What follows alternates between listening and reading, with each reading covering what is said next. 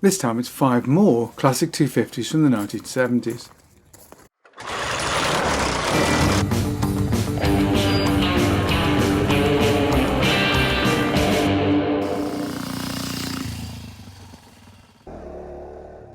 For around 20 years between the early 60s and the early 80s, learner riders in the UK were restricted to 250cc's.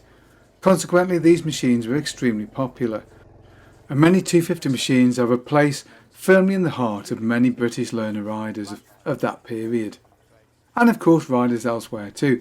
The 250 is a perfect class to learn on when you first start in riding. And so here are 5 more classic 250cc motorcycles.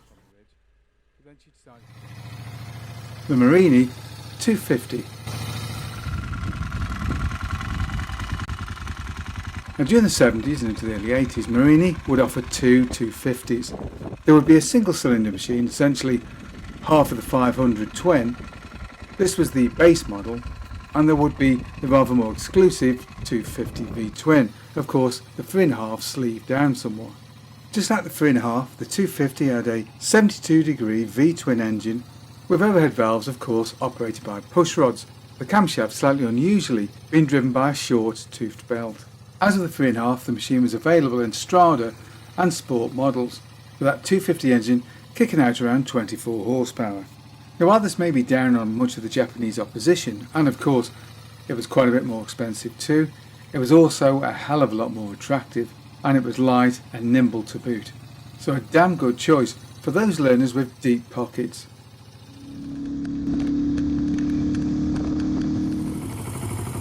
Kawasaki Z250. Like Marini, Kawasaki offered their bikes in single and twin cylinder flavours. For the more poverty stricken there was the single, including this LTD and a normal roadster version, and for those with deeper pockets there was the Z250 Scorpion. This arrived in 1979 and topped out Kawasaki's 250 4-stroke range. Now I did own one of these bikes early in my biking career, and I'm very ashamed to say I destroyed the thing inside about 18 months. The single overhead cam made around 28 horsepower. This was mostly at the top end. The power delivery was very linear, but there wasn't really a lot going on at the lower and bottom ends of the rev ranges, so really to get anywhere you had to keep the thing pinned. This was all well and good, the bike did perform reasonably well at the top of the range, but when you had to climb hills, or worse still, you were riding into a strong headwind, the bike really did struggle, and you had to make heavy use of the gearbox. Now I don't want to seem like it's all doom and gloom when I've got a downer for the bike. It was a really nice bike to ride actually, and it was better than the Yamaha or Suzuki in terms of power, and compared to a Super Dream it was much lighter and much more nimble, so the 4-stroke Japanese bikes, it was probably the better choice. The bike would run on into the mid-80s, surviving the restrictions of the 1981 learner laws. The styling would be updated and would even gain a belt drive late on. The very last models were enlarged out to 305cc's, and these are probably the best bikes, being good all-round commuter bikes and a really great first buy.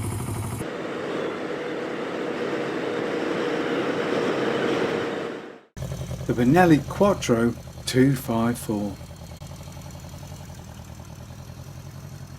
Possibly the most extravagant 250 of the 1970s, the Benelli Quattro 254 was a 4-cylinder 231cc screamer. The engine was an air-cooled across the frame 4, as you can see, with single overhead cams and just 2 valves per cylinder.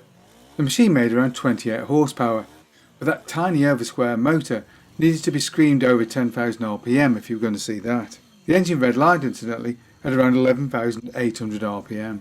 There was a 5-speed gearbox, a disc front brake and a drum rear, and a very unusual placement for the clocks, placing them inside what was a dummy section of the tank. The actual fuel tank was situated underneath a cover and only contained around 8.5 litres of fuel, so range was pretty limited. Top speed of the bike was claimed at around 93 miles an hour, and to aid acceleration and all-round performance, extensive use of plastic was made to try and minimise the weight of the machine. This was reasonably effective, the bike having a dry weight of only 258 pounds or 117 kilos. Not surprisingly, this machine was expensive, almost twice the price of a Japanese twin. There was a Motor Guzzi version, but this was never imported into the UK, and only around 400 were actually built. In 1983 the machine was bored out to create the 304. This machine had slightly more power at around 29 horsepower, but again was never a sales success, with production engine just 3 years later in 1986.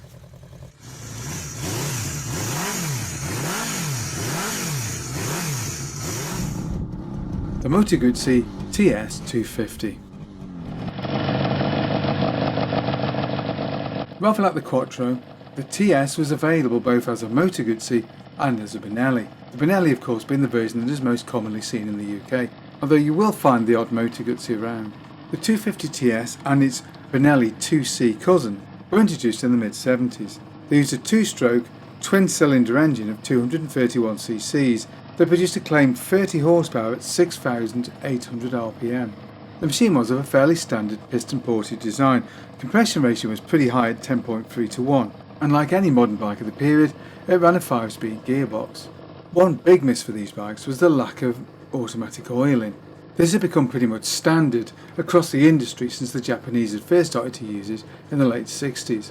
Not that the Japanese had invented automatic oiling, you understand, they'd just made it a standard fitment across pretty much all the machines. The machines weighed in at just 136 kilos or around 300 pounds. And this combined with their excellent handling, it's an Italian chassis after all, made the bike great fun on a twisty road.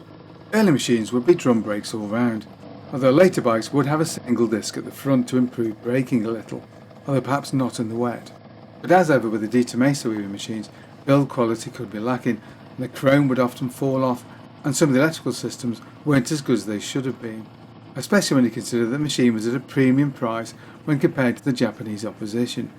That high price, and the lack of automatic oiling of course, would limit sales somewhat. The machines would remain in production until the late 70s, when the advent of the 4-cylinder 250, the 254, would replace them in the range.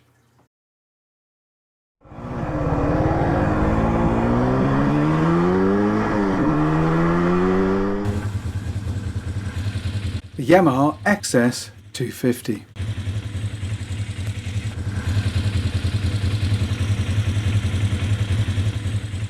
The Yamaha XS250 ran between 1977 and 1981.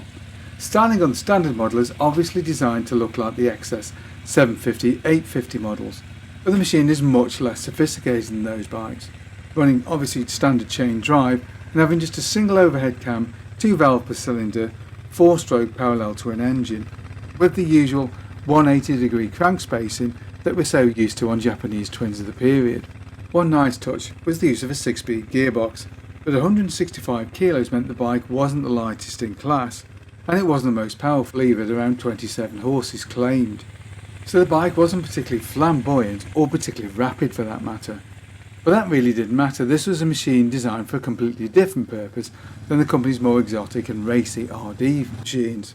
This was a bike designed to be a good all-round usable machine, and it's all the better for it.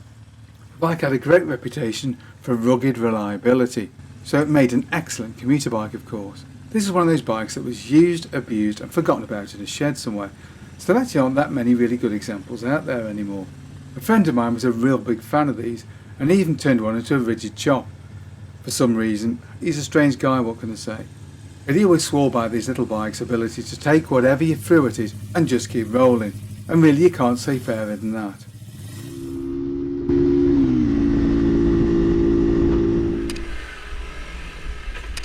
What other collections of bikes would you love to see us make a video on? Maybe you've got a bike we can use for a test ride. Either way, get in touch. So I hope you enjoyed that video. If you did, don't forget to like and subscribe, and of course, thank you very much for watching.